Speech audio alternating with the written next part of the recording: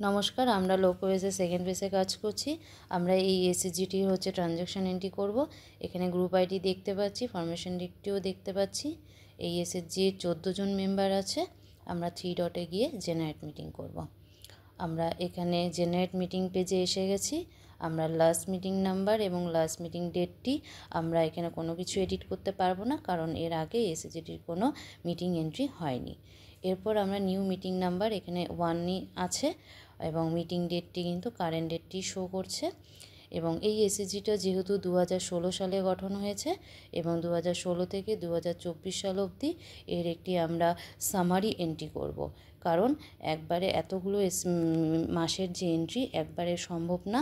সেজন্য কিন্তু প্রত্যেকটা একটা সামারি আমাদের এন্ট্রি করতে হবে এবং সামারি এন্ট্রি করতে গেলে আমাদের এখানে কারেন্ট যে ডেটটি আছে তার ঠিক আগের মাসের ডেটটি আমরা এখানে কিন্তু কাট অফ ডেটটা দেবো এবং লাস্ট যে কাট অফ মিটিং যে ডেটটি হয়েছে সেই ডেটটি দিতে হবে এবং লাস্ট মিটিং নাম্বারটি কিন্তু দিতে হবে। লাস্ট মিটিং নাম্বার আমরা এখানে 200টা মিটিং হয়েছে দিয়ে দিলাম এবং মিটিং ডেটটি কিন্তু এটা যেহেতু জুলাই শো করছে ডেটটিতে, আমরা কিন্তু আগের মাস জুন অবধি এখানে মিটিং হয়েছে লাস্ট মিটিং ডেটটি সেটা আমরা কিন্তু দিয়ে দিলাম। দিয়ে আমরা কিন্তু সেভ করব। Do you want to generate a cut off meeting? Yes. এরপর আমরা কাট অফ মেনু পেজে এসে গেছি এবং সিরাম এসএসজি শো করছে, এখানে কাট অফ ডেটটিও কিন্তু শো করছে।